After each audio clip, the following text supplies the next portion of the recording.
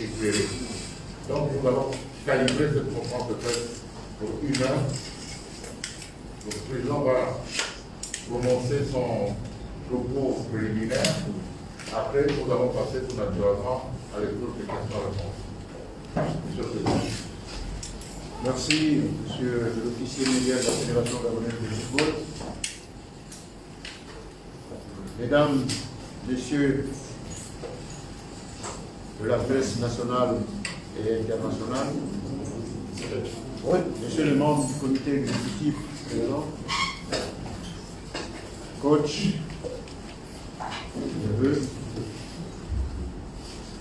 je voudrais souhaiter ici la bienvenue à nos amis de la presse avant de démarrer cette conférence. Je voudrais d'abord vous dire que le football aujourd'hui et toujours a été et restera un facteur d'unité. C'est un moyen de rapprochement des peuples. Et c'est pour cette raison que, de plus en plus aujourd'hui, on parle de la famille du football.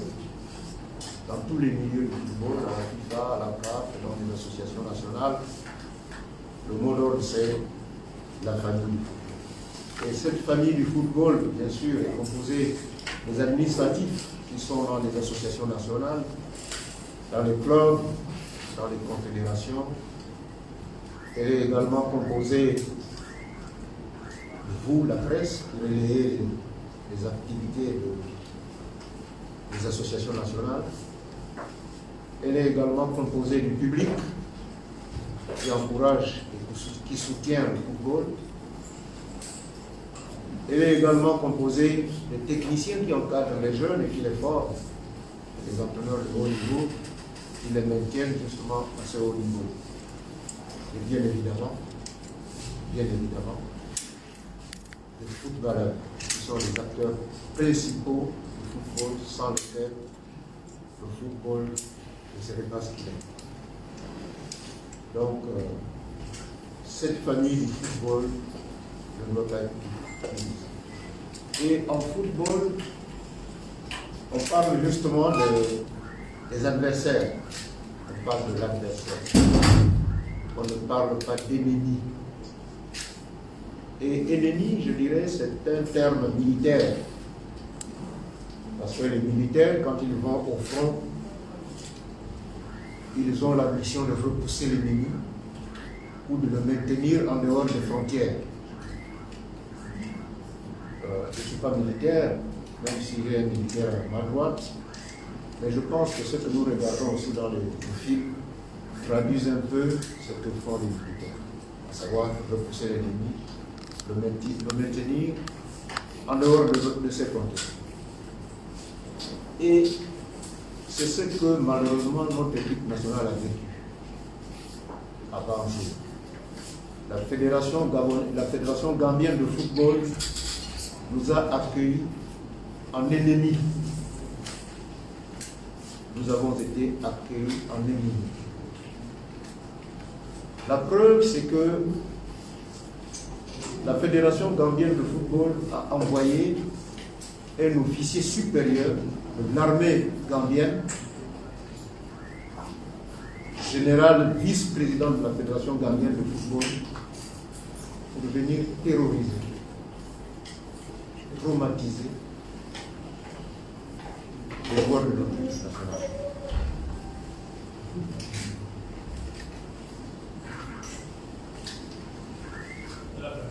Et notre équipe nationale est donc restée à l'aéroport sous les manœuvres de ce général de 22h45 à 6h30.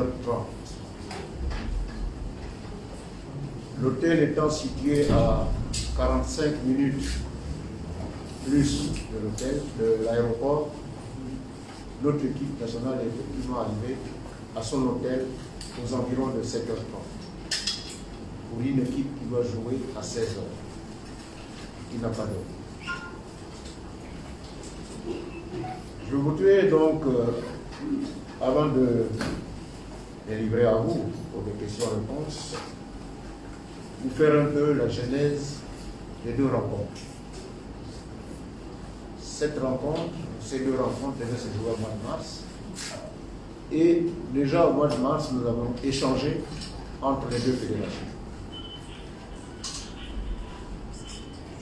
Pour l'arrivée de l'équipe gambienne au Gabon, elle s'est organisée comme nous sommes organisés, à savoir qu'elle a décidé d'envoyer dans un premier temps des précurseurs accompagnés de journalistes.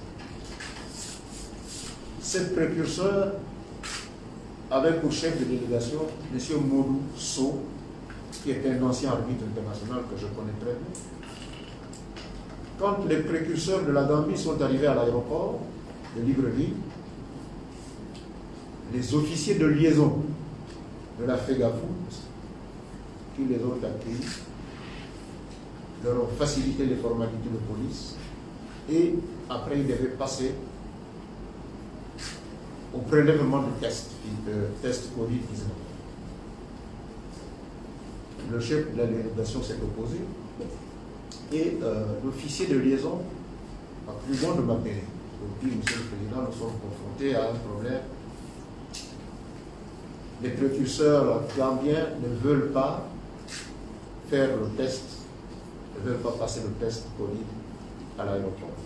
Et je lui ai demandé, ils avaient donc demandé de me passer le chef de la délégation, qui se pouvait être quelqu'un qui me connaît et que je connais, M. Modou So.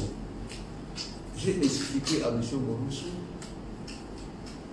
les dispositions gouvernementales appliquées dans notre pays par rapport à ces mesures d'accompagnement de la pandémie Covid-19. Je lui ai dit, à l'aéroport, on m'a signalé la présence de 2 joueurs gabonais qui viennent d'arriver. Filez-les, vous allez voir qu'ils vont passer le test comme vous. C'est obligatoire. Et c'est une mesure gouvernementale. Malheureusement, vous ne pouvez pas ne pas le faire. Il a compris, ils ont passé le test et ils sont sortis. Sur la base de ça, au niveau de la fédération, nous avons tenu une réunion pour dire l'équipe gambienne arrive dans 2 jours. Nous sommes au match aller, nous irons aussi en Gambie. Prenons des dispositions pour que l'équipe rentre sans difficulté. Nous avons sollicité et obtenu les autorités sanitaires du Gabon et l'équipe gambienne, après les formalités de police, après avoir récupéré les bagages, quitte l'aéroport sans passer le test. Et cette équipe est sortie de l'aéroport sans passer le test. Les autorités sanitaires de notre pays ont pris des dispositions pour aller leur faire passer le test à l'hôtel. Ce que je dis, vous pouvez le vérifier auprès des responsables de l'hôtel Radisson, qui a aménagé un coin dans lequel ces tests se sont effectués. Voilà les dispositions que nous avons bien voulu mettre en place pour éviter que l'équipe gambienne passe plusieurs heures à l'aéroport de Libreville. En ce qui concerne le transport, les textes de la Confédération africaine de football sont clairs. Si les matchs se jouent en dehors de la capitale, l'équipe adverse arrive jusqu'à la capitale et il incombe à l'association hôte de transporter son adversaire de la capitale jusqu'au lieu du match à l'intérieur du pays. Si la distance entre la capitale et la ville qui accueille le match est située, disons, à plus de 200 km, l'obligation de les transporter par avion se pose. Si c'est à moins de 200 km, ils peuvent prendre un bus. France et ville, comme vous le savez, très loin de Libreville. Nous avons loué un avion Airbus pour transporter la délégation gambienne de Libreville à France-Ville, puis après le match de France-Ville à Libreville. Nous avons communiqué ces informations à la partie gambienne. Ils ont appuyé réception.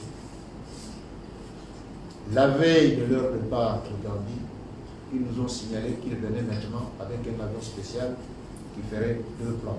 Un plan de vol à 2 niveaux. Banjul, Libreville, le 10, puis le 11, Libreville, Franceville en après-midi. Du coup, la rotation qui était prévue pour l'équipe de la Gambie, qui devait être effectuée par l'Airbus que nous avons loué, c'est des fonds perdus. C'est des fonds perdus parce que nous étions obligés d'annuler un parcours, mais comme l'avion était déjà là, et la compagnie a dit, écoutez, moi, je fais déjà un plan de bord, je ne peux pas changer. Nous avons dû mettre les 20 membres de la fédération qui devaient aller à Franceville par train dans cet avion Airbus pour aller déposer en lieu et place de l'équipe d'armée.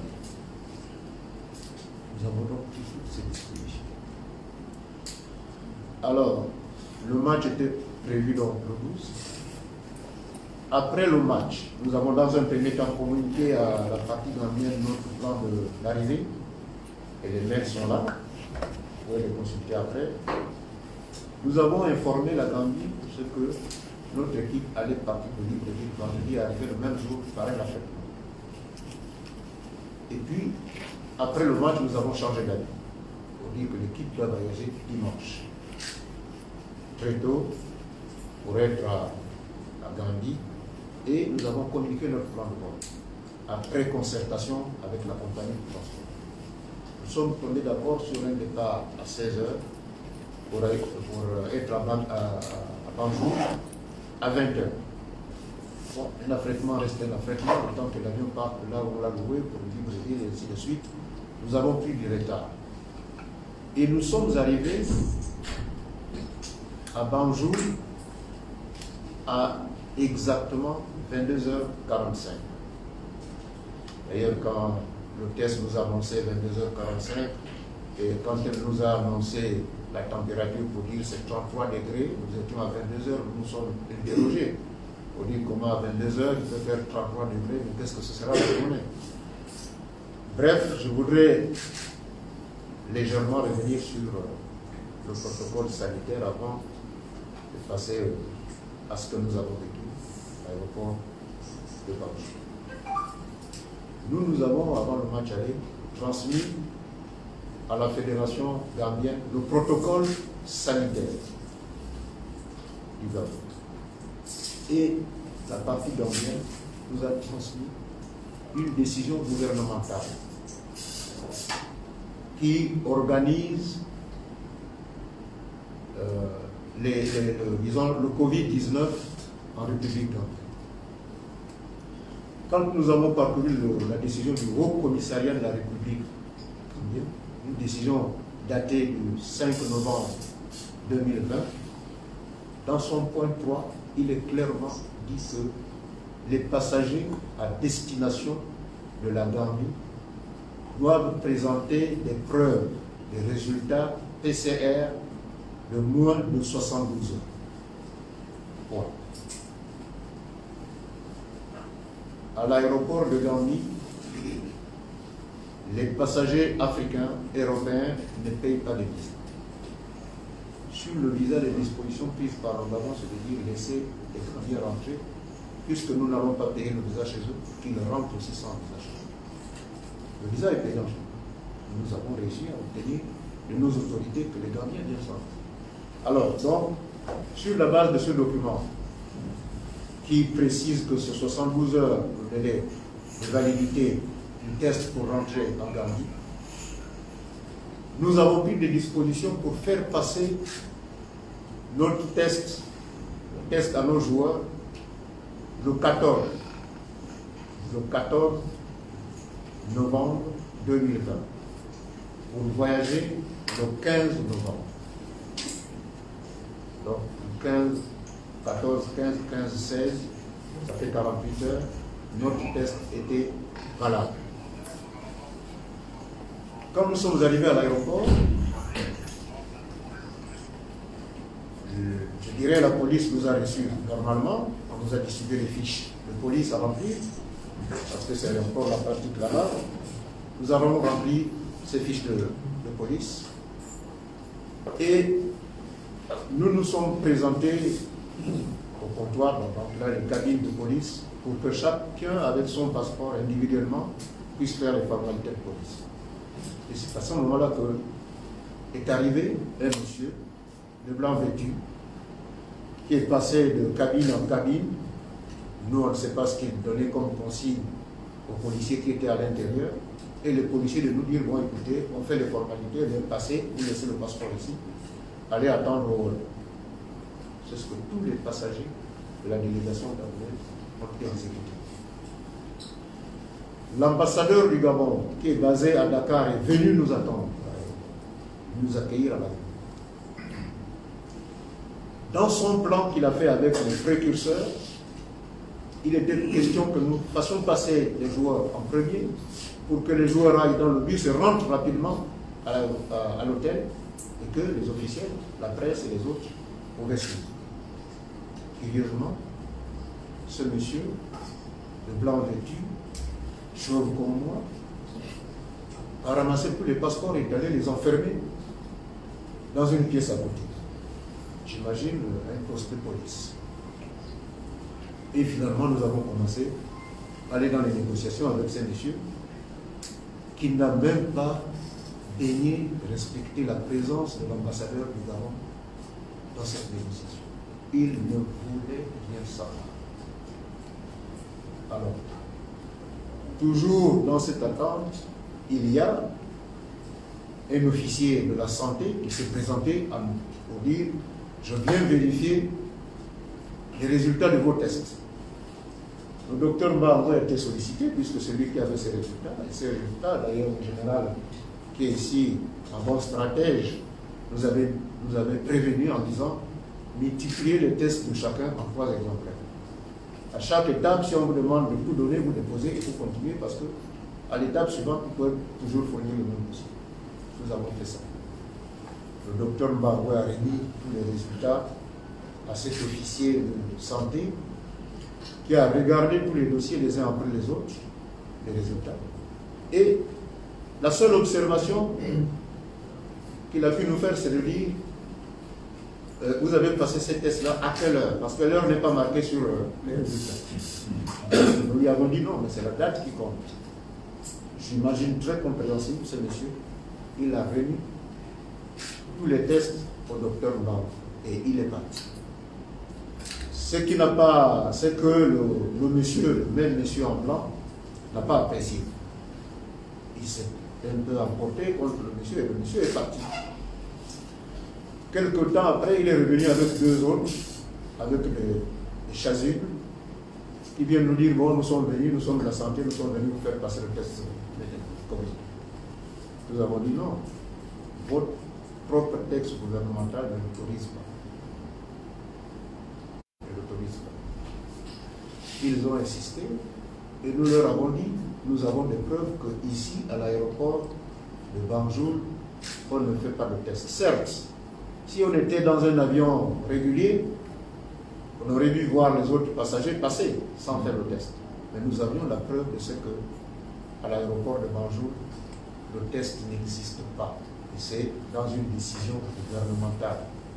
Ça, la décision que nous avons datée du 5 novembre 2020, établie par le Haut Commissariat de la République de la Gambie.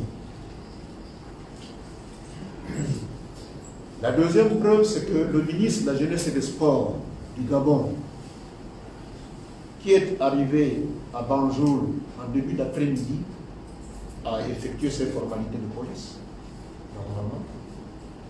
Il a récupéré ses bagages et il est sorti de l'aéroport sans passer le test. Les précurseurs que nous avons envoyés préparer l'arrivée de l'équipe en Gambie sont arrivés à l'aéroport de Banjul, ont effectué leurs formalités de police, de douane et sont sortis de l'aéroport sans faire de tests. Bon. En un mot comme en plusieurs, nous sommes restés là de 22h45 jusqu'à 6h30. dans les discussions, certains membres de la délégation m'ont proposé d'appeler le ministre de la Jeunesse et des Sports du Gabon, qui était dans son hôtel. Je n'ai pas jugé opportun de l'appeler à 2 h du matin parce que je me suis dit, si j'appelle le ministre, c'est pour que lui aussi fasse intervenir son collègue. Mais comment appeler le ministre à 2 h du matin pour qu'il fasse intervenir son collègue aussi à cette heure très avancée de la journée? Nous avons donc attendu jusqu'à 5 h. Et à 5 h, nous avons pensé qu'à cette heure-là, le ministre pouvait être déjà sur pied. L'ambassadeur a démarré sa voiture pour aller chercher le ministre des Sports à l'hôtel. Le ministre est venu nous répondre. Pour que le ministre accède à l'équipe, il a passé plusieurs fois. D'abord, il ne voulait pas. Et après, il a passé plusieurs fois. Il est arrivé sans solution. Il était assis, comme vous avez pu pouvoir remarquer dans les images. Il a discuté, je lui ai fait le compte rendu, naturellement. Il a discuté avec le coach, avec le capitaine. Mais nous étions toujours là maintenant. Et puis, curieusement, à 6 h 30, les gens viennent pour dire, bon, écoutez, prenez vos passeports, maintenant vous pouvez partir. Entre-temps, ce monsieur qui donnait des instructions de gauche à droite n'était plus là. L'acte qu'il a posé en dernier, avant de partir, c'est que quand il a vu que nos joueurs commençaient à s'allonger, il a fait couper la clé. Et il a disparu. Nous sommes allés à l'hôtel, et quelque chose m'a sauté dans la tête pour dire, à la réunion technique, généralement, c'est l'intendant qui y va, et le docteur Mbangwe, pour la partie médicale. Parfois, le chargé du matériel pour aller présenter les échantillons de maillot. Mais j'ai décidé de ne pas dormir et d'aller plutôt à la réunion technique. Je suis arrivé à la fédération, à la réunion technique. J'ai trouvé le commissaire et les arbitres, et le quatrième arbitre et l'inspecteur des arbitres. Et on attendait la partie gambienne. La réunion a commencé à 11 h avec le retard, certainement parce que le fameux monsieur qui était avec nous à l'aéroport était là aussi dans cette réunion. Alors, donc, à la réunion technique, curieusement, on commence toujours la réunion technique, le commissaire ouvre la réunion et puis passe la parole à la partie haute, à la fédération haute, pour souhaiter la bienvenue, et ainsi de suite, les civilités aux autres, notamment les officiels, l'équipe adverse et autres. Et après, on procède à la présentation des gens qui sont autour de la table. Et c'est là que j'ai été sidéré de constater que le monsieur qui nous a fait traverser un calvaire, qui était à la manœuvre pour traumatiser les joueurs d'abord, ce monsieur est un général. Et ce monsieur est vice-président de la Fédération gambienne. J'étais sidéré. Nous avons démarré la réunion technique et vous comprenez que le commissaire était briefé. Le commissaire a ouvert la réunion et puis a commencé à dire, Monsieur le Président, vous savez, il y a la loi de la CAF, mais chaque pays a ses règlements. Vous devez respecter la réglementation de la Gambie, vous devez passer le test à l'aéroport. Bien. Je lui ai fait un peu la genèse de ce que je venais de vous dire. Et j'ai expliqué au commissaire que le ministre des Sports est passé sans faire le test, que nos précurseurs sont passés sans faire le test, et que je lui ai dit, vous, monsieur le commissaire, vous êtes arrivé, vous avez fait vos formalités de police et vous êtes passé sans faire le test. Les arbitres qui sont là, ils ont fait les formalités de police et ils sont sortis sans faire le test. Dites-moi si la pandémie Covid-19 ne concerne que les joueurs gabonais. Pas les Gabonais, parce qu'il y a 3 Gabonais précurseurs qui sont passés. Le ministre des Sports, c'est un Gabonais, il est passé, mais seulement l'équipe. Je dis, je ne peux pas accepter de faire passer le test à mes joueurs parce que j'ai un test en cours de validité. Et le monsieur n'a rien voulu savoir. Donc, j'ai expliqué ça au commissaire. J'ai dit, monsieur le commissaire, montrez-moi le résultat de votre test que vous avez passé ici. Il dit, monsieur le président, pour être franc, j'ai présenté le test que j'ai fait chez moi, voilà. Il a présenté un test fait à Freetown. Il dit, voilà mon test, et je l'ai présenté à l'aéroport, on m'a laissé passer. J'ai dit, monsieur le commissaire, voilà la situation. Pendant que nous étions en réunion, le téléphone du commissaire a sonné. Il s'est excusé parce qu'il a remarqué que c'était le secrétaire général qui l'appelait, de la CAF. Il est sorti, donc, écouter le message du secrétaire général de la CAF. Et quand il est revenu, il a dit, bon, écoutez, je viens d'avoir le secrétaire général de la CAF. Après la réunion technique, nous aurons une visioconférence par rapport à la situation qui prévaut, parce que la CAF a vu les images et elle s'est indignée. Elle veut savoir qu'est-ce qui s'est passé réellement. Nous aurons une visioconférence. Moi, je n'avais plus le droit d'intervenir à la réunion. J'attendais maintenant cette visioconférence parce qu'il fallait parler à la CAF directement. Et nous avons donc tenu cette visioconférence avec le secrétaire général, accompagné du secrétaire général adjoint, accompagné du directeur des compétitions, accompagné du chef du département de technique et développement. Et côté gambien, il y avait le secrétaire général et notre vice-président, puis le bourreau de l'équipe du Gabon, le général Tamba, qui était là, que j'ai découvert en réunion technique comme étant vice-président et général. Alors, dans la réunion, la CAF a commencé naturellement par dire aux Gambiens que ce qui s'est passé n'était pas digne de notre continent, que ça ternissait l'image de notre football, de notre continent et tout ça. Donc nous avons tenu cette conférence, j'ai expliqué ce qui s'est passé, qu'ils ont essayé de se défendre en disant que les Gabonais ont refusé de présenter les tests Covid-19, c'est pour cette raison que nous n'avons pas voulu qu'ils passent. Bon, tout à fait logique que la CAF me demande pourquoi nous avons refusé de présenter les tests. J'ai répondu à la CAF qu'aujourd'hui, le résultat du test Covid, est un document de voyage, au même titre que le passeport. Si nous avons pris la peine de faire notre test datant de 48 heures, c'était pour prouver à l'aéroport, aux autorités sanitaires de la Gambie, que notre test a été fait et est dans les délais. Donc, pour quel intérêt le Gabon devait cacher le test? Alors que c'était un document de voyage aujourd'hui. Vous ne pouvez pas rentrer dans un pays sans présenter ce document qui prouve que vous êtes négatif et par conséquent, vous pouvez franchir la frontière. On n'avait pas l'intérêt à le cacher. La CAF a compris et puis la CAF nous a demandé de faire le match, de respecter les textes et qu'a fait à la fin la Confédération africaine du football avait pris des dispositions pour mener les enquêtes et les représentants de la CAF ont promis naturellement de prendre des sanctions qui s'imposent vis-à-vis de ceux qui ont, enfin, ceux qui auront tort. Mais je voudrais dire par rapport à la décision que la CAF va prendre. Vous savez, ce qui s'est passé à Banjul,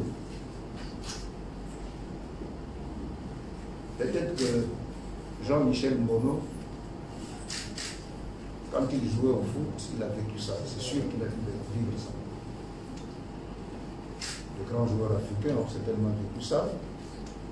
Ce sont des pratiques du Moyen-Âge. Ça, c'est ce qu'on retrouvait en Afrique il y a 30 ou 35 ans.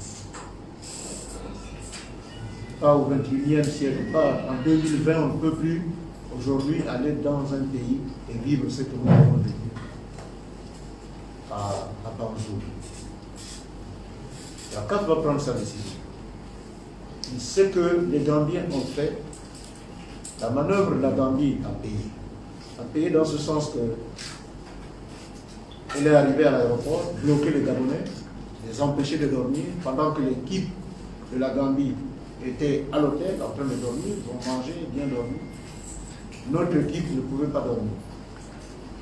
Et l'organisme de chacun, de tout sportif, nécessite un repos.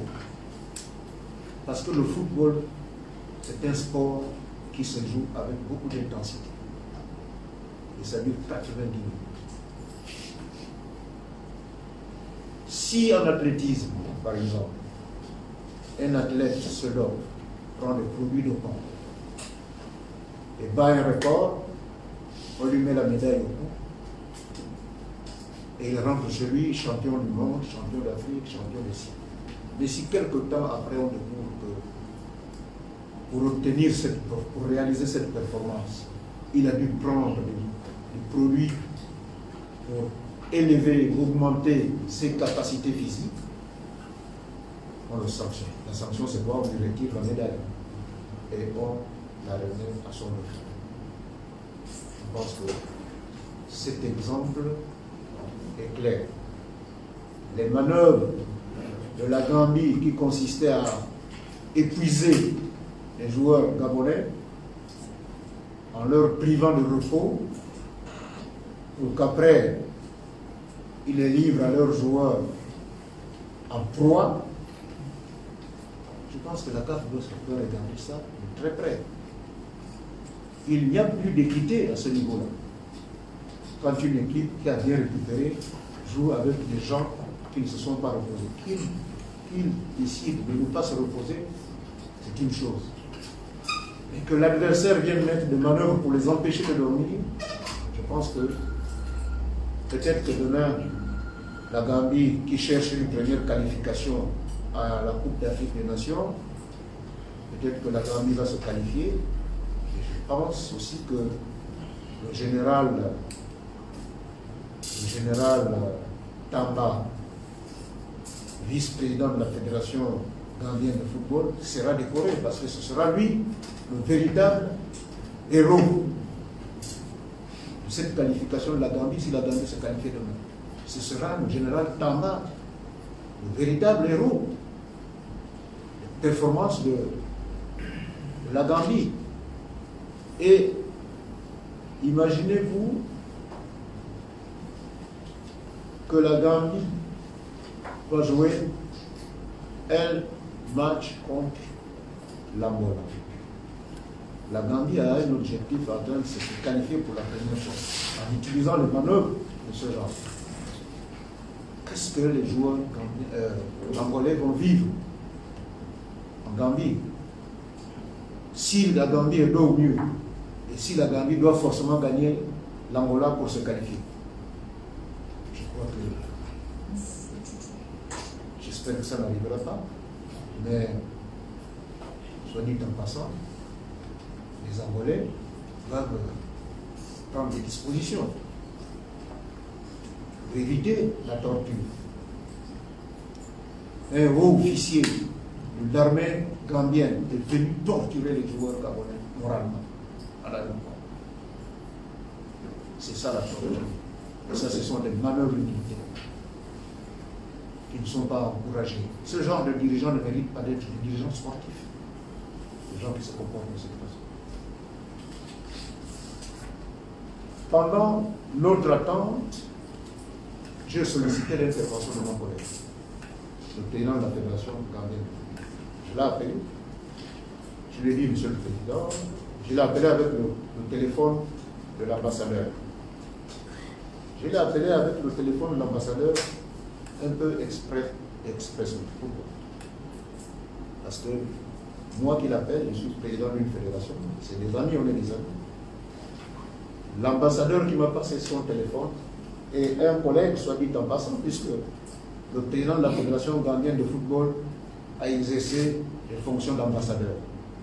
Donc, pour le respect de son collègue ambassadeur, le représentant de la partie du Gabon, qui le sollicite, tout ce que mon collègue m'a dit, écoute, président, ça c'est la police, ce n'est pas la fédération.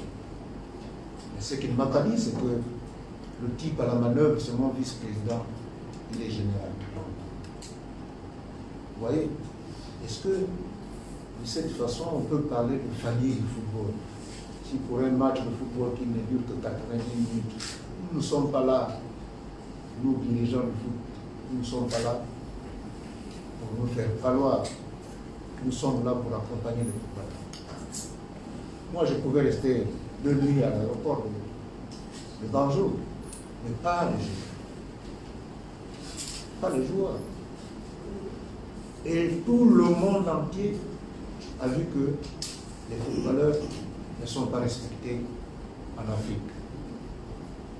Moi, je ne fais que recevoir des coups de fil de Arsenal qui me demandent quand est-ce qu'on va me rendre, quand est-ce qu'on va me rendre, quand est-ce qu'on va me rendre. J'ai essayé d'appeler, il dormait.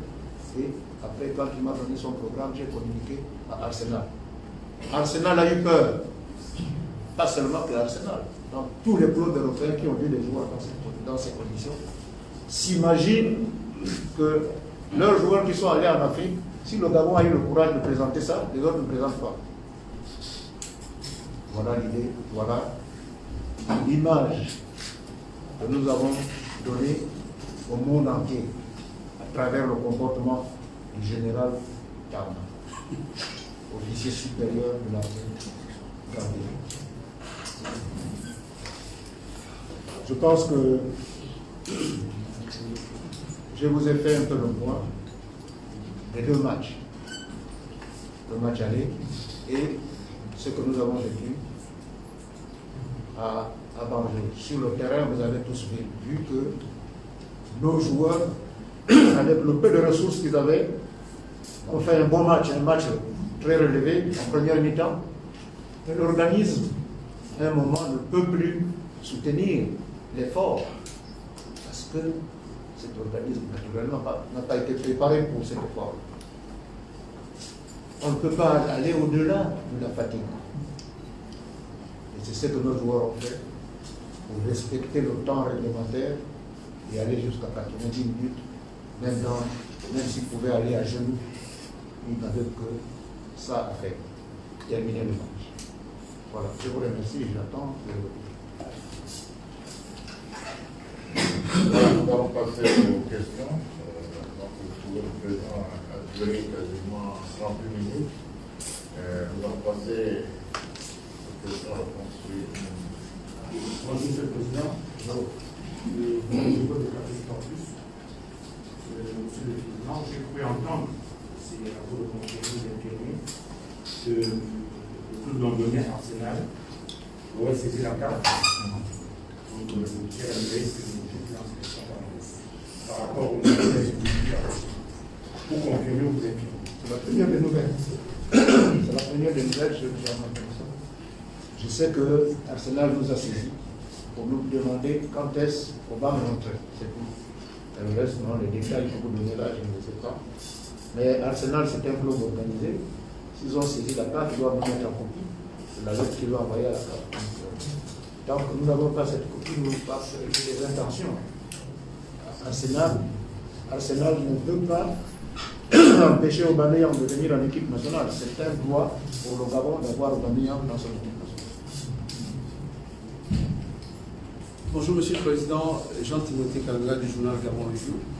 Après toutes ces péripéties, quelles sont selon vous les décisions que la CAF pourrait prendre à l'encontre de la Gambie ou qu'est-ce que vous pouvez souhaiter, vous en tant que président de la Fédération gabonaise de football, comme sanction que la CAF pourrait prendre?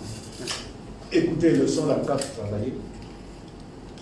La CAF est organisée de sorte qu'il y a une direction de compétition, cette direction de compétition qui a discuté avec nous dans la visioconférence. Il y a le secrétariat, il y a une commission de discipline. Il ne faut pas anticiper sur les décisions qui seront prises par la commission de discipline que nous ne connaissons pas. Donc nous attendons que la CAF puisse se réunir. Il nous appartient en fait de faire d'abord une réclamation, de fournir toutes les preuves telles que je venais de dénoncer, pour que la CAF, avec les éléments de la Gambie, puisse tenir sa réunion de la commission de discipline et prendre les sanctions qui s'imposent. Donc nous ne pouvons pas nous souhaiter de sanctions. Je venais de prendre un exemple probant en disant qu'un athlète qui s'est dopé et qui a remporté une médaille ne mérite pas de l'avoir si on découvre qu'il a utilisé des moyens pour multiplier sa force. N'est-ce pas? Donc, la Gambie a fait ça. Ils ont mis des manœuvres en place pour nous affaiblir, pour affaiblir notre équipe. Bon, si la CAF tient compte de ça, il y a un problème d'éthique. Les Gabonais n'ont pas joué avec leurs moyens physiques comme il se doit. Les Gabonais ont joué diminués par les adversaires, par une manœuvre de ces adversaires. Alors, la CAF va examiner tout ça et prendre la décision qui s'impose. Excusez-moi de revenir. Dans les déclarations des autorités gambiennes, il laisse entendre que le Gabon aurait aussi mené des méthodes un peu orthodoxes à l'encontre de Gambie. La preuve est que l'un de leurs joueurs aurait été déclaré positif par les tests réalisés au Gabon. Qu'est-ce que vous en dites? Bien. Les mesures gouvernementales en République gabonaise imposent à tout passager à destination du Gabon de passer un test Covid à l'arrivée. Je ne sais pas quand est-ce que vous avez voyagé pour la dernière fois. Si vous arrivez à l'aéroport de Libreville, on vous fait passer un test Covid, on remet un reçu, et dans les 48 heures, vous allez récupérer vos résultats à Petit Pas. C'est ce qui est prévu chez nous. Et c'est ce que nous avons fait faire au Gambien, parce que c'est prévu chez nous. Je disais aussi également que les précurseurs qui sont arrivés avant ont passé le test à l'aéroport, et pour aider l'équipe gambienne, les joueurs, j'entends, pour qu'ils ne mettent pas beaucoup de temps à l'aéroport et leur faciliter une sortie rapide, nous avons sollicité des autorités sanitaires qui gèrent donc le Covid pour que ces joueurs-là sortent et aillent faire leur test à l'hôtel. Si nous étions comme les Gambiens, on aurait pu aligner les joueurs gambiens à l'aéroport de Libreville, les uns après les autres, et chacun devait passer son test. Imaginez-vous 23 joueurs, on ne parle pas du reste de la délégation, 23 joueurs en train de passer le test l'un après l'autre. Combien de temps le test peut durer pour une personne? Fois 23 personnes, ils allaient rester longtemps. Donc l'hospitalité que nous avons, que vous connaissez tous dans ce pays, nous a fait obtenir des autorités sanitaires qu'ils sortent. C'est une dérogation. Les autorités sanitaires n'avaient pas le droit de le faire, mais pour cette circonstance, ils l'ont accepté. On ne peut pas dire que les Gambiens ont été maltraités chez nous. Ils ont passé le test Covid à l'hôtel. Ils se sont installés. On a installé une cabine et ils sont venus passer leur test tranquillement. N'oubliez pas que les équipes en déplacement se prennent en charge. Dans le protocole de la CAF, j'ai vu venir le docteur, il est parti. Dans le protocole de la CAF, il est prévu que lorsqu'un joueur ou un membre d'une délégation sportive est déclaré positif, il est mis en quarantaine et sous la charge à 100% de sa délégation. Et vous savez ce qui s'est passé avec le joueur gambien? Après le test, il est resté à l'hôtel, Radisson, je ne fais pas la publicité. L'équipe est allée à Franceville, elle a joué à Franceville, elle est revenue, elle a pris son avion, elle est rentrée en Gambie. Ils ont abandonné les joueurs. Dans les textes, la CAF, il est prévu que le joueur soit assisté du team manager de l'équipe, jusqu'à ce qu'il quitte le pays. Une fois de plus, moi j'ai pris mon téléphone pour appeler le président de la Fédération gambienne de football pour dire ce qui vient de se passer n'est pas normal, ta délégation est rentrée, personne n'est resté pour assister le joueur. Il m'a dit, je suis aux obsèques de mon petit frère, ils viennent d'arriver, je vais aller les retrouver, ce n'est pas normal ce qu'ils ont fait, comment ils ont pu laisser abandonner le joueur. Je lui ai même mis un texte pour que demain, s'il doute, je vais lui présenter le texte à la CAF. Je lui ai dit attention parce que ce joueur-là, ce qu'il est en train de subir, il risque de contaminer ça à ses autres pour dire que le jour où vous serez dans la même situation que moi, l'équipe, la fédération va vous abandonner. Je dis il faut faire attention. Occupez-vous de ce joueur. C'est le Gabon qui s'est occupé de ce joueur en lieu et place de la fédération gambienne de football. Jusqu'à ce que l'hôtel menacé de le sortir, parce que quelqu'un qui est dans cette situation, dans un hôtel, il suffisait que notre client apprenne qu'il y a un malade Covid à l'hôtel, puis les gens ne viennent pas. Donc, l'agent de match qui a organisé le match Youssef, qui a organisé le déplacement de l'équipe gambienne, est allé au Radisson. Et c'est lui qui a sorti le joueur pour aller l'installer dans un autre hôtel qui a la structure pour ça. La suite, je ne peux pas vous dire. Je reviens de la Gambie, est-ce que le joueur est parti, est-ce qu'il est encore là, je ne peux pas vous dire. Mais nous avons pris des dispositions en lieu et place de la Fédération gambienne de football. On aurait pu dire, bon écoutez, si les Gambiens eux-mêmes sont partis, pourquoi nous on va prendre cette responsabilité? Mais c'est un joueur de foot. Le foot, c'est d'abord avant tout pour les joueurs. Et ça, je ne cesserai jamais de le dire. Merci. Oui, Président, finalement, nous allons rentrer dans une guerre d'opinion. Pour avoir suivi Canal, et je suis un peu gêné en tant que Gabonais. Sur ce débat, il y a eu certains événements que nous prenons comme de contribution. Vu l'influence que Canal Plus a sur l'audience, quelle sera la stratégie pour le Gabon pour communiquer sur les arguments que vous venez de dire, puisque dans leur dit, ils n'ont pas mentionné la disposition du pays qui donne les 72 heures. Ils ont dit que le test est obligatoire, je ne sais pas si tout le monde a suivi. Ils avaient un consultant, je crois, ouest-africain, qui a dit que le Gabon aussi avait maltraité la sélection congolaise, je crois, pour ceux qui ont suivi. Je voulais savoir comment on fait pour régler ça.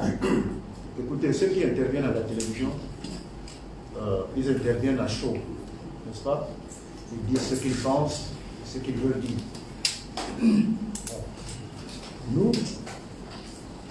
Nous avons ce document daté du 5 novembre 2020, établi par le Haut Commissariat de la République de la Gambie. Nous avons la preuve de ce que le ministre des Sports gabonais est passé sans faire un test. Les précurseurs gabonais sont passés sans faire ce test. Les officiers de la CAF, le commissaire, l'inspecteur des arbitres, les 4 arbitres sont passés sans faire le test. Est-ce que ce n'est pas suffisant pour comprendre que le test n'est pas prévu à l'aéroport de Nantes? Et ceux qui pensent que la fédération, le Gabon a refusé de faire le test, est-ce qu'ils pensent qu'ils ont raison? Pourquoi 2 poids, 2 mesures? Est-ce que Covid-19 ne doit pas être traité de la même manière pour les uns et pour les autres? Voilà, donc ce que les gens ont raconté, enfin, ce que les interventions de Canal, je pense qu'il y en a qui parlent sous réserve. Il y en a qui parlent sous réserve, il y en a qui, peut-être par information, affirment certaines choses sans les avoir vérifiées. Donc nous n'avons pas de compte à rendre à tout le monde. Nous sommes en train de préparer notre dossier de défense que nous allons transmettre à la Confédération africaine. Et puis voilà. Monsieur Binet. Merci, Président. François Binet, Gabon Sport Alliance. Alors moi j'ai 2 préoccupations. La première, peut-être ne va pas réjouir, mais je veux savoir, est-ce que le Gabon n'a pas été un tout petit peu naïf en espérant que la Gambie le recevrait avec beaucoup de respect au constat de leur comportement qui a été décrié dans leur attitude ici au Gabon? Est-ce que le Gabon n'avait pas une autre possibilité en passant par exemple par le Sénégal et peut-être quitter le jour du match du Sénégal pour rejoindre la Gambie? Ça, c'est ma première préoccupation. Deuxième préoccupation, Président, on a bien vu que l'équipe nationale du Gabon finalement relève de la souveraineté nationale. Parce qu'on a constaté que même ceux qui avaient l'habitude de se moquer de cette équipe s'est retrouvé unis derrière l'équipe nationale parce qu'elle a été humiliée sur la République gabonaise qui a été humiliée, Président. Et je ne fais pas confiance, excusez-moi, Président, à la CAF, si ce n'est que les sanctions pécuniaires que moi je sens voir à l'horizon. Je ne veux pas bien sûr anticiper sur les sanctions. Mais est-ce que derrière la fédération n'irait pas très loin dans cette affaire si jamais la sanction... Moi, je souhaiterais que la Gambie perde les 3 points, que les 3 points reviennent au Gabon. Le TAS, est-ce qu'on ne pourrait pas arriver jusqu'à ce niveau, Président, pour qu'on se dise ce TAS? Parce que ce qui a été vu, c'est inadmissible. C'est inadmissible. Jusqu'à aujourd'hui, le fait d'en parler, Président, moi, me divise complètement. Merci, Président. Ok, bon, écoutez, je pense que nous n'avions pas de raison de douter de l'hospitalité des Gambiens. Nous avons prévu un vol en communiquant les heures d'arrivée. Certes, nous sommes arrivés avec 2 heures et demie de retard, mais nous ne pouvions pas douter de l'hospitalité de nos frères gambiens. Passer par le Sénégal, c'était peut-être une solution pour venir le même jour. Mais ils nous ont amenés au même jour du match, parce que nous sommes arrivés en Gambie le 15 et nous sommes sortis de l'aéroport le 16. Vous voyez, ça veut dire que si nous étions passés par le Sénégal, il y a une frontière entre le Sénégal et la Gambie qu'il faille franchir. Les instructions qu'ils ont données à l'aéroport, ils les donneraient aussi certainement à la frontière. Et on allait plutôt que d'être à l'abri à l'aéroport, c'est en plein air, à la frontière qu'on allait passer la nuit. Vous voyez, donc ça c'est ce qu'on dit après, quand les événements se sont déroulés. Maintenant, s'agissant des sanctions de la CAF, moi j'ai dit, il y a des voies de recours. N'est-ce pas? À la CAF, il y a une commission de discipline qui va prendre une décision. Si la partie gabonaise ou la partie gambienne, ça peut être, n'est pas d'accord avec la décision rendue par la commission de discipline, il y a des voies de recours. Déjà, au sein de la CAF, il y a le jury d'appel. On peut saisir le jury d'appel, on peut saisir le comité d'urgence, on peut saisir le TAS, on peut. Mais ce que nous devons retenir, c'est que l'image de l'Afrique a été ternie. Et ce que les Gambiens ont fait, ils l'ont fait pour un but, gagner le match, d'une manière ou d'une autre. Et la manière qu'ils ont utilisée est inhumaine. Malheureusement. Je suis un jeune de l'extérieur africain. La pratique du sport manque de donner une suite de conséquences dont les unes sont négatives et les autres positives. Quand on a regardé vivement les images, elles sont infâmes d'elles-mêmes. Soit évidemment que l'équipe, quand elle a joué honnêtement, on se pose la question comment avez-vous fait pour gérer évidemment toutes ces émotions, toutes ces difficultés. Deuxième angle de ma question, qu'est-ce qui sera fait pour la suite de la compétition, pour remonter ces joueurs, pour les garantir davantage? Est-ce que cet incident n'a pas une idée, ne va pas annuler les efforts des uns des autres? Ça sera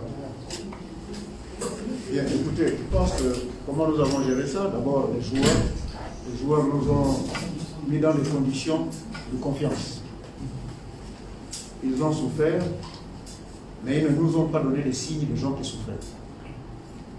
Ils ont été patients, ils savaient que le pire était en face d'eux, et ils ont bravé ce pire. Ils sont allés sur le terrain. Nous n'avions pas de raison de ne pas respecter le calendrier établi par la CAF, puisque nous avons eu une visioconférence avec la CAF qui ne nous a pas conseillé de ne pas jouer. Nous avons joué. Les joueurs ont pu faire ce qu'ils ont pu quand ils avaient encore de l'énergie. Après, quand la pile a faibli, malheureusement, pour des raisons que vous connaissez, ils ont fait la deuxième mi-temps que nous avons. Maintenant, comment nous projeter sur l'avenir? Il faut reconnaître que nous sommes deuxièmes. Donc, nous sommes derrière la Gambie, nous sommes deuxièmes. Indépendamment de la décision que pourrait prendre la CAF, nous nous en tenons au résultat actuel. Nous sommes deuxièmes, nous devons travailler. Le prochain match, nous le jouons à la maison. Nous avons fait un plan avec le coach, avec le ministre, avec la fédération, le comité exécutif, que je le vois ici, c'est de dire qu'il y a 18 points à gagner dans les éliminatoires. 9 points à la maison, 9 points à l'extérieur. Okay. Dans le premier tableau, nous avons pris 3 points à la maison, 1 point à Kinshasa. Et puis nous avons pris 3 points dernièrement contre la Gambie. Nous avons un dernier match à jouer contre la RDC. Si nous faisons le plein de nos plans par rapport à notre plan, je veux dire nous prenons les 9 points chez nous et aller grignoter un peu à gauche et à droite, je pense que nous sommes sur la bonne voie. Monsieur le Président, ça revient, cette question revient dans l'opinion à quel moment. Qu'est-ce qui avait pu justifier la modification du plan initial, le déplacement de la sélection après le match aller à Franceville pour aller dans la Gambie? Ça, c'était la première question. La deuxième question, c'est peut-être l'engagement, le management du président qui est sollicité dans le cadre de la résolution de cette situation. C'est bien beau de laisser la CAF faire son travail, mais jusqu'où la Fédération gabonaise du football peut aller pour que cette situation ne se répète plus en Afrique? On sait qu'en 2018, le Bénin était victime justement de la malice des Gambiens. Ils sont arrivés dans un plus grand match. La partie gambienne a donc demandé à l'équivalent de la SG chez nous de couper le courant dans l'hôtel des joueurs béninois. cette situation a été préjudiciable au mental des étudiants du Bénin. Et ils ont été forts. Il faut un peu de temps avant de jouer. Donc, ils sont coutumés du fait. Maintenant, jusqu'où le président peut prendre l'engagement de porter ce dossier très haut pour que l'exemple d'Ambien ne se répète plus en Afrique.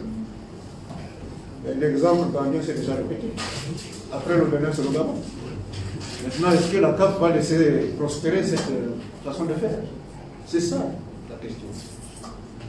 Le Bénin est passé par là, et puis arrive aujourd'hui le Gabon.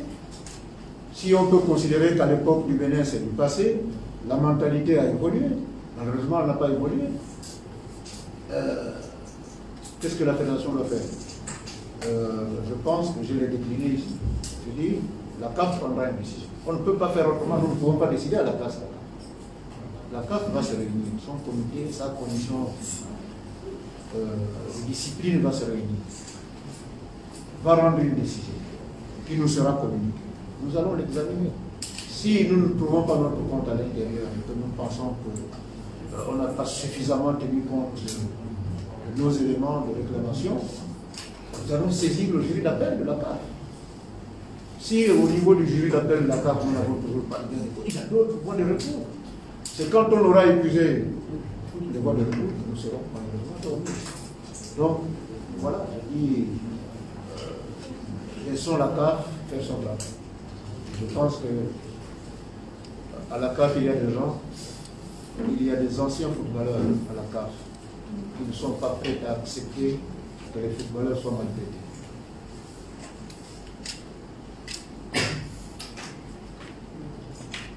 Bien, vous avez posé la première question, c'est pourquoi on a changé le plan de vol. Je crois que si ça avait bien marché, vous devez nous encourager peut-être à faire la même chose pour l'Angola. Vous savez qu'entre nous, dans la sous-région, nous avons connu ce genre d'expédition. N'est-ce pas? Les Camerounais sont venus ici, après le match raté de 2009, je pense. Ils sont venus en expédition ici, ils ont joué, ils nous ont battus, ils sont repartis. Nous sommes allés, nous aussi, en discussion, en commando au Cameroun. Nous sommes allés jouer, on a battu le Cameroun, on est revenu nous-mêmes. Donc ça, c'est des pratiques pour éviter justement. Imaginez qu'on soit resté en Gambie 3 jours. Mais ce qu'ils avaient fait au Bénin, nous arriver. Couper l'eau, couper le courant, et puis dire au chauffeur disparaissez, n'allez pas là-bas. Quand vous voulez aller aux entraînements, le chauffeur n'est pas là. Et puis la nuit tombe, vous ne pouvez pas vous entraîner. Vous voyez, ce qu'ils ont fait en un jour devait se multiplier. Nous avons bien pensé d'aller, mais ce que nous n'imaginons pas, c'est cet accueil du XVIIIe siècle. Et surtout, de tomber sur un général, un officier ou haut officier de l'armée gambienne qui est venu orchestrer une manœuvre de terrorisme à l'égard de la délégation gabonaise. Nous ne nous attendions pas à ça. Un vice-président d'une fédération. Est-ce que vous pensez que des personnes de cette nature méritent de diriger une équipe, ne serait-ce qu'une équipe? C'est des gens qui ne devaient pas être dans le football. Il avait une mission, je suis général, je suis machin, je m'avais au front. Contre le Gabon, il est arrivé, il a bloqué les Gabonais à la frontière, il a marqué son coup, c'est lui le héros. La victoire, et vous savez ce qui s'est passé au stade. Le ministre des Jeunesse et des Sports a fait une déclaration pour dire que les Gabonais n'ont pas respecté, n'ont pas accepté de passer le test. Mais le ministre des Sports gambien, il n'est pas au courant des décisions prises dans le gouvernement dans lequel il siège. Vous voyez, le ministre gambien, il ignore les décisions prises par son propre gouvernement. Et ce monsieur, un général membre de la fédération, il ne s'est pas présenté. Il y a des gars de la presse qui étaient là à l'aéroport. Il ne s'est jamais présenté comme membre de la fédération. Il est venu poser son acte et puis il a disparu. Monsieur le Président, Rodrigue Bégaré, je voudrais rejoindre Niamoubele Pérez sur l'élément clé qui peut faire en sorte que cette situation soit décantée par la Confédération africaine de football lorsqu'on sait que depuis l'existence de l'Afrique Foot, les recours formulés à la CAF n'ont jamais abouti, alors que dans d'autres pays, il y a quand même quelques éléments qui aboutissent. Vous savez, je vais vous dire, les textes de la CAF sont écrits noir sur blanc, n'est-ce pas? Moi, j'ai les exemples que vous citez là, moi je les connais. J'ai été secrétaire administratif de la Fédération pendant 11 ans, le secrétaire général, je les connais. Nous avons vécu une situation en Gambie. Nous devons faire une réclamation dans les 48 heures pour que notre réclamation soit prise en compte. Après, dans les jours à venir, transmettre à la CAF toute la documentation. Si 48 heures après, on n'a pas fait une réclamation, c'est perdu. Vous ne pouvez pas demander des sanctions, vous ne pouvez pas demander à la CAF de prendre des décisions si vous n'avez pas fait une réclamation. Mais nous, on fait la réclamation. Vous voyez, c'est ça la différence. Vous ne pouvez pas dire que le Gabon n'a jamais eu gain de cause. Mais si vous vous mettez dans une situation où vous ne réclamez rien et vous voulez avoir quel gain de cause, c'est le constat, mais oui, c'est le constat. Mais constatez aussi qu'on a toujours laissé les choses se faire comme ça. On a dit oui, moi je me souviens d'une équipe du Gabon, je ne cite pas laquelle, qui allait vivre un calvaire quelque part. Vous savez, c'est quand l'équipe est arrivée ici, l'adversaire est arrivé ici. Vous savez, les matchs de foot, il y a un commissaire, un arbitre, des arbitres pour chaque match. Et ce qui se passe dans un match A, il y a un commissaire qui préside au nom de la CAF et il rend compte. Au match B, le même dispositif, mais avec d'autres personnes. Si là où vous étiez, vous n'avez pas fait de réclamation, et vous dites, bon, on verra aussi au match. Ce que vous faites, les autres font une réclamation. Qu'est-ce qui va se passer? Les autres auront fait des causes parce qu'ils ont réclamé. Vous comprenez ce que je veux dire? Voilà. Vous dites, bon, écoutez, ils sont arrivés, vous mettez la pomme dans l'eau, vous mettez le poisson, vous écaillez, vous mettez dans l'eau. Ils vont appeler le commissaire pour dire, monsieur le commissaire, vous voyez ce qu'on nous fait manger ici. Ah bon? Il fait le rapport. Après, vous êtes sanctionné. Vous dites, oui, nous aussi, on était là-bas, nous avons fait ça, on n'a pas sanctionné. Non, on ne peut pas sanctionner si la CAF n'a pas les infos. C'est simple. Bonjour, monsieur le président. Est-ce que je voulais savoir, on en est où exactement dans la... Adrien Marotte de l'AFP, on en est où exactement dans la procédure? Est-ce que vous avez déjà saisi la CAF? Est-ce que vous avez déjà envoyé les documents? Est-ce que vous pouvez donner quelques éclaircissements là-dessus? Ben oui, je venais de faire état de ce qu'il y a des délais pour faire une réclamation. Si on sort des délais, notre réclamation ne sera plus reçue. Donc nous avons pris des dispositions pour que notre réclamation soit sur la table de la CAF dans les délais. Et donc vous l'avez déjà fait la réclamation? Voilà, nous c'est du tic-au-tac. Le tic-au-tac, c'est fait. Bon, nous attendons que la CAF puisse prendre des décisions et nous notifier de la décision prise. Et vous l'avez fait quand la réclamation? Écoutez, vous savez à quelle heure nous sommes arrivés hier? Voilà, donc entre hier et aujourd'hui, tout est fait. Le dernier délai, c'est aujourd'hui. D'accord. À quel moment la CAF prendra sa décision selon vous? Tout fait. Il faut coordonner. Il y a des gens qui lèvent le main avec des exécutions.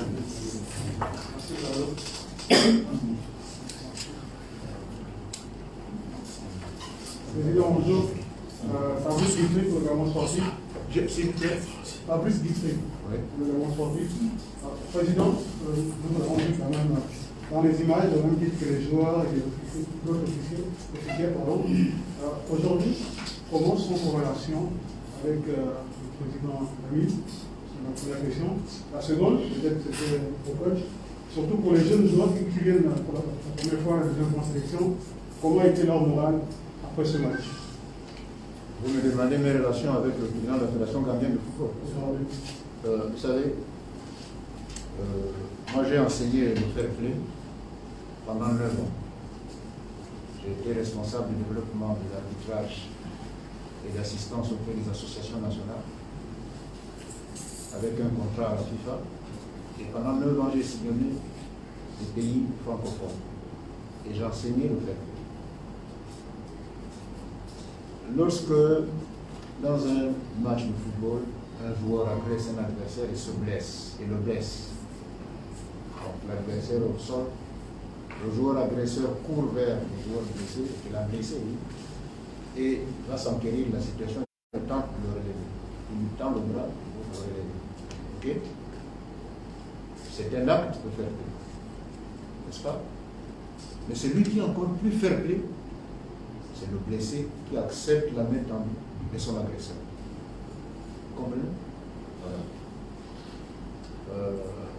Il est toujours parfois bon d'être en position de force vis-à-vis de certaines choses et de certaines personnes.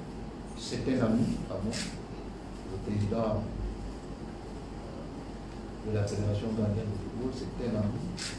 Donc, ce qui s'est passé là ne va pas terminer notre amitié. Mais je pense qu'un temps, il faut que moi j'aille me comporter parce qu'il aura, je pense, un peu honte de me regarder. Il faut que je vous rassure que c'est un incident du sport et que ce que je peux te reprocher, c'est que tu es à la manœuvre. Parce qu'il a envoyé son vice-président et s'est caché derrière. Vous voyez, c'est mon ami. Maintenant, les joueurs, comme je disais tantôt, les joueurs nous ont donné la preuve de leur force. Pendant l'incident, ils ont fait ce qu'il fallait faire. Et nous pensons que nos joueurs auraient fait mieux s'ils étaient dans les meilleures conditions. C'est clair. Si vous allez à l'abattage avec vos parents, vous allez à 6 h, vous commencez à battre les plantations, jusqu'à 13 h, à un moment la fatigue s'installe. Si on vous dit, bon, mangez un peu, ou bien sans manger, continuez. Si vous avez abattu 3 arbres au premier moment, vous allez passer plus de temps sur un arbre parce que vous n'avez plus les ressources nécessaires pour pouvoir le faire. Okay? C'est ce qui est arrivé à nos jours. Mais ils ont le moral. Ça, je peux m'engager à leur nom pour vous rassurer, pour rassurer l'opinion gambienne, pour rassurer tout le monde. Monsieur le Président, Armand Malaga, proximité Haute TV. Je reviens un peu sur la question de M. Rodrigue de Canet. Vous avez paré de l'aide au recours. Et est-ce que dans ce genre de cas de figure, la CAF ne peut pas s'auto-saisir? Regarde ce que nous avons observé du côté de la CAF s'est auto-saisie. Je vous ai expliqué qu'après la réunion technique, pendant que nous étions en réunion technique, la CAF a appelé le commissaire pour lui dire, terminez votre réunion, mais après la réunion, on tient une conférence.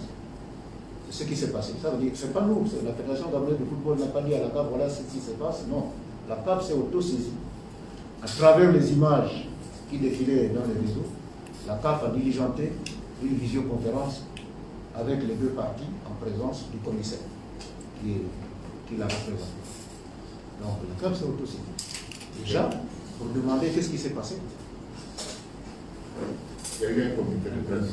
Voilà, il y a eu d'ailleurs un communiqué de presse de la Confédération africaine de football. Monsieur le Président, bonjour. Monsieur le Président, le cas du Gabon, ce qui s'est passé à la journal du Gabon, également avec une ambassade du Gabon. Nos amis. Je ne vous entends pas bien parce que beaucoup de gens parlent au même moment. Non, parce qu'on t'a donné la parole.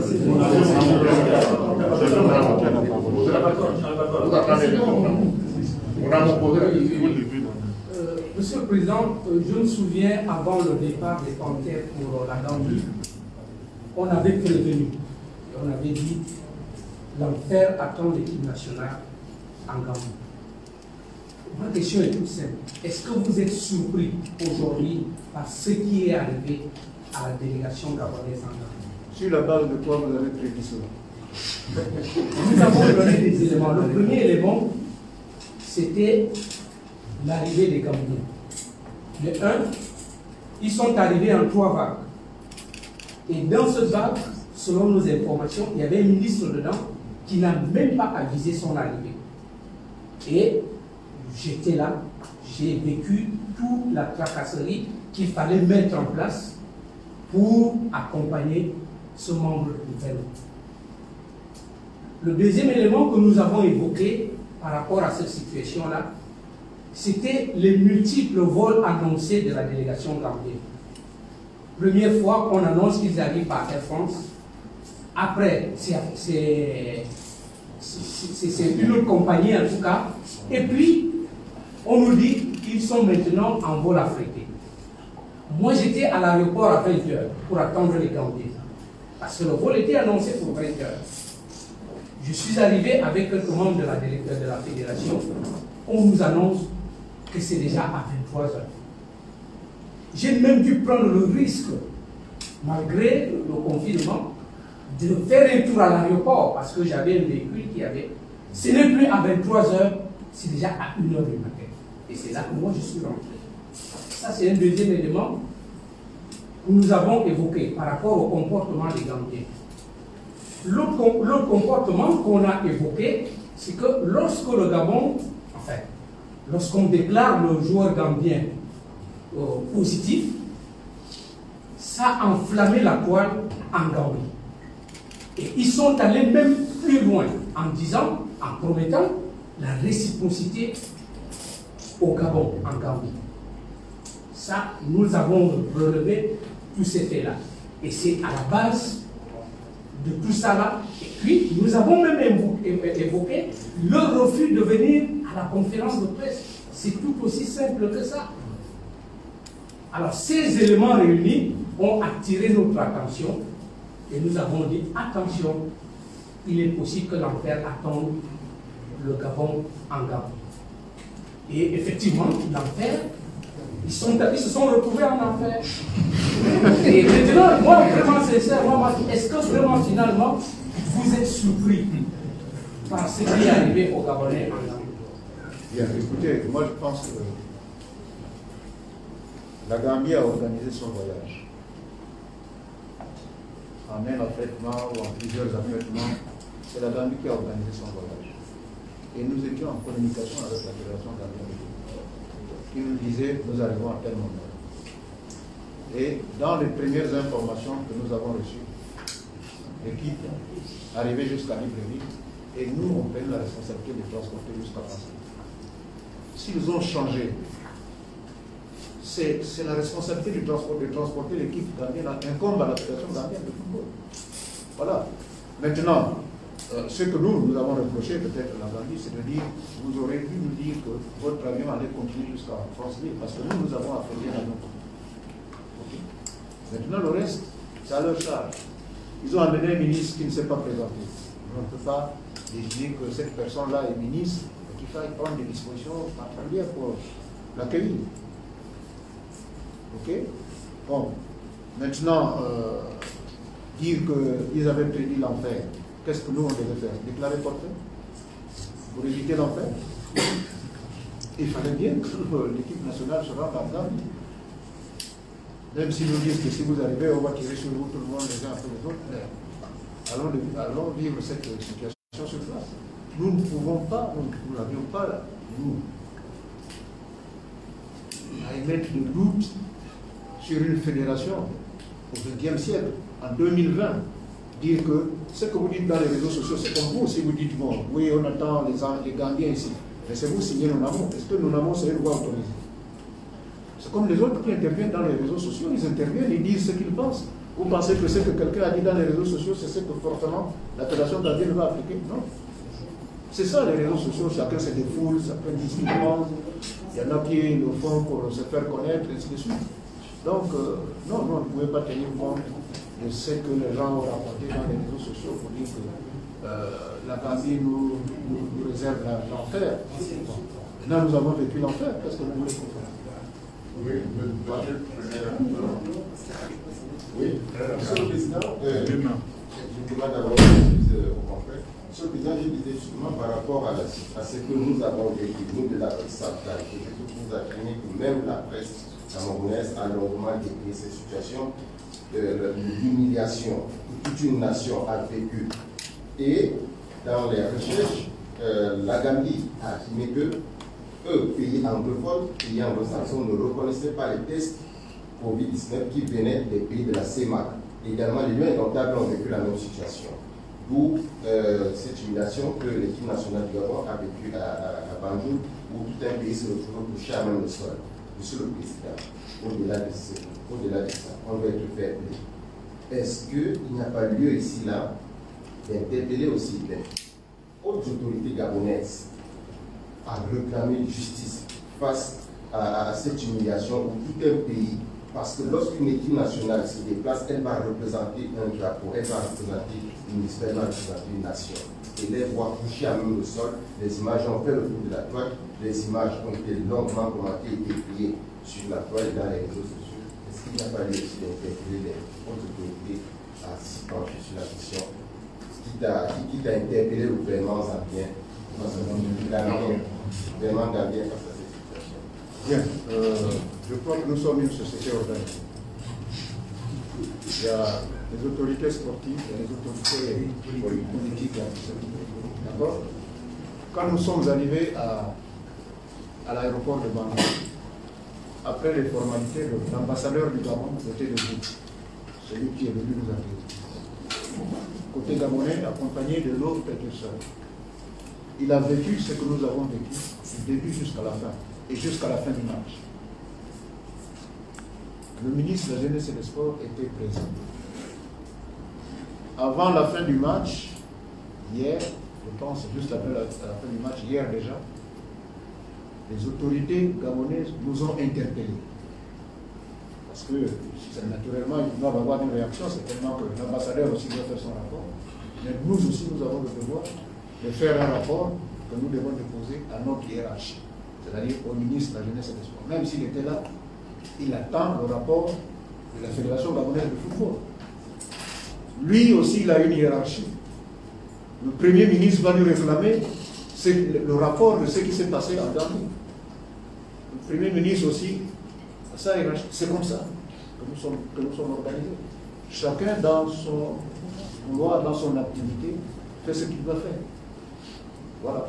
Donc, ne pensez pas que les gens dorment, que les gens ne vont pas. Non, chacun va réagir et ainsi de suite. Monsieur le Président, Ahmed Diogo d'Aron Belfast. Monsieur le Président, au regard de tout ce qui s'est passé à Bonjour, et au regard du retour que vous avez eu à faire à la CAF, concrètement, vous, en tant que premier responsable de l'équipe nationale, évidemment, qu'est-ce que vous attendez de la CAF? Est-ce que vous souhaiteriez justement un report du match? Est-ce que vous souhaiteriez que la Gambie perde cette partie?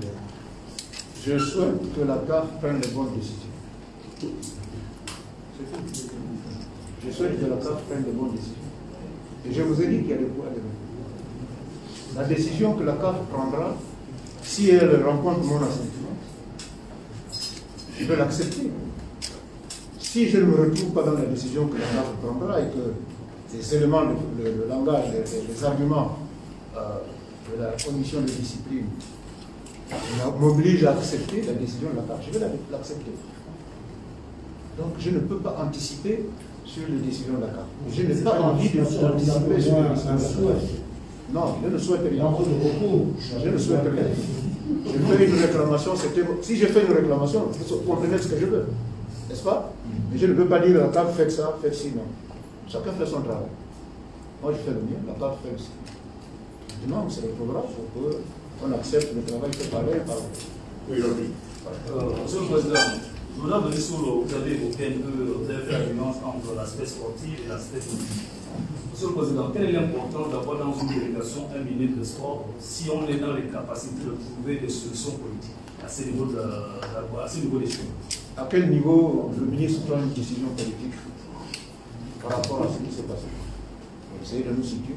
On peut peut-être appeler ses collègues pour essayer de résoudre le problème. Il avait au moins la possibilité. Il avait au moins peut-être la possibilité soit de joindre un de ses collègues d'anciens ministre de la Jeunesse et des Sports, son collègue, etc. etc.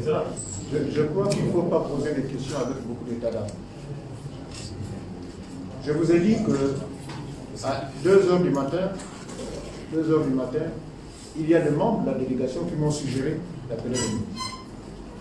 Mais à 2h du matin, si j'appelle le ministre, s'il a son téléphone ouvert, il ne prend. Est-ce que c'est à 2h du matin qu'il fait intervenir son collègue? Je ne pense pas. J'ai attendu 5h et l'ambassadeur est allé le chercher. Le ministre sait ce qui s'est passé. Vous étiez au stade. Ce qui s'est fait à l'aéroport, le ministre de Sport gambien n'était pas au stade. Le président de la Fédération gambienne de football n'est pas venu au stade. Vous comprenez l'importance des dégâts qu'ils ont causés. Ils avaient honte de se présenter en public pour ce qu'ils ont fait. Imaginez une réunion des États membres de la CEMAC à Libreville. Et le ministre des Affaires étrangères n'est pas à la réunion. C'est ça, Michel, le ministre des Affaires étrangères.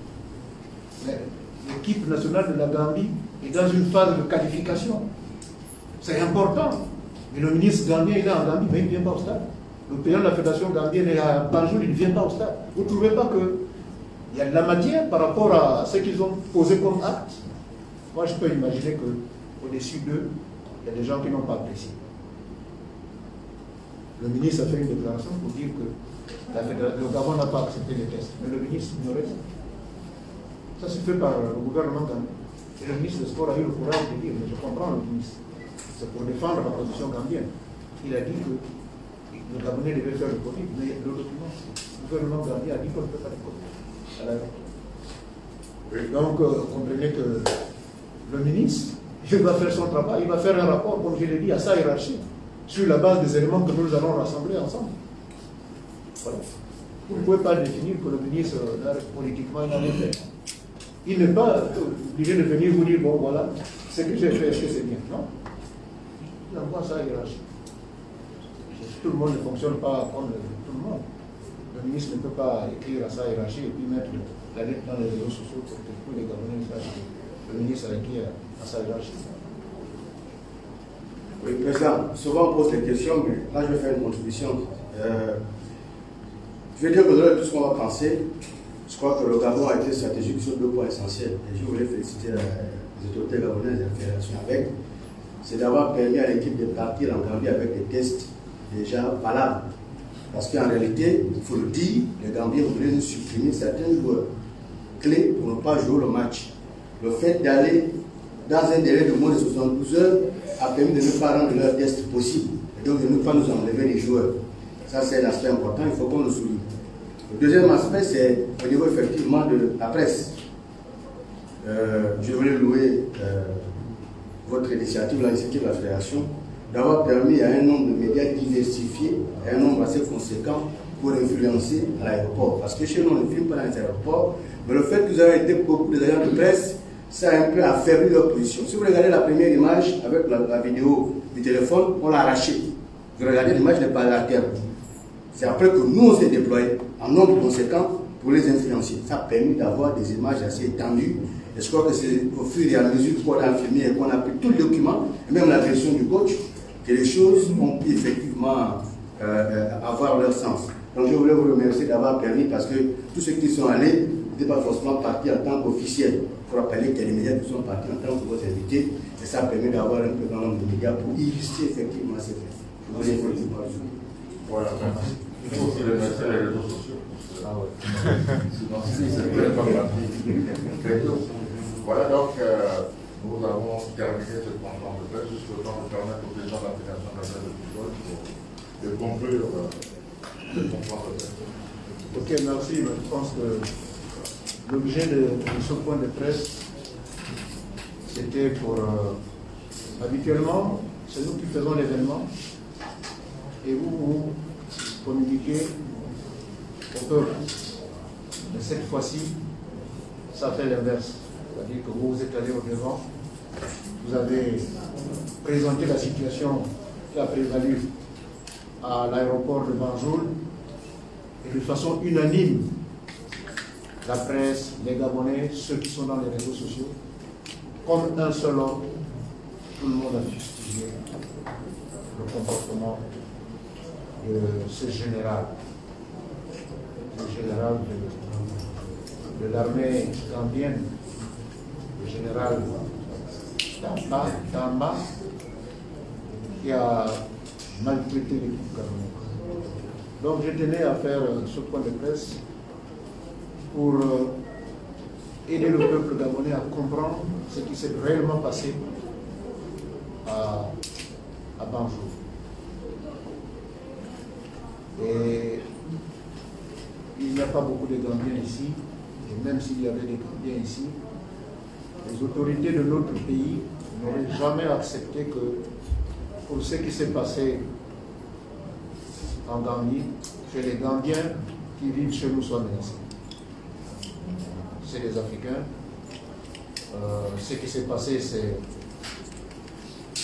une seule personne que nous connaissons déjà désormais, qui est devenue une célébrité, le général Tamba. Mais l'acte du général Tamba ne doit pas faire en sorte que tous les Gambiens soient le général Tamba. Alors donc, soyons sportifs. Si vous rencontrez dans la ville un frère africain originaire de la Gambie, saluez-le comme d'habitude, traitez-le comme d'habitude. C'est un frère qui est chez lui au Gabon. Maintenant, de notre côté, sur le plan sportif, nous allons essayer de faire ce que nous pouvons pouvoir pour aider la CAF à comprendre et aussi à prendre la bonne décision. Une décision que naturellement, sportivement, nous devons accepter. Et vous rassurer aussi également que notre équipe est toujours dans la course pour une qualification chez nous au Cameroun. Je vous remercie. Voilà, merci cher confrère de François. Vous avez une information. Vous avez les textes tout à l'heure sur l'ouverture du séminaire de la ministre de la Justice.